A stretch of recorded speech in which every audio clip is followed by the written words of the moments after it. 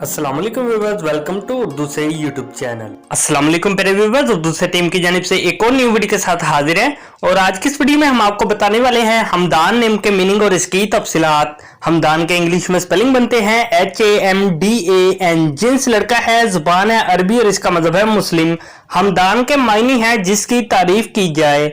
हमदान नाम का शुमार लड़कों के नामों में होता है। हमदान नाम की इब्तदाई तारीख अरबी जुबान से निकलती है। हमदान नाम के अफराद के लिए खुशकिस्मत नंबर 1 माना जाता है, जबकि खुशकिस्मत दिनों में जुमा और सोमवार शामिल है। खुशकिस्मत धातों में हिस्सों के हिसाब से चांदी शामिल है। हमदान नाम के अफराद के लिए मुआफिक रंगों में नीला और सब्ज रंग शामिल है। हमदान नाम के अफराद के लिए मुआफिक पत्थरों में मरकत शामिल है। हमदान नाम में 6 हरूफ हैं और ये एक लफ्ज बनता है।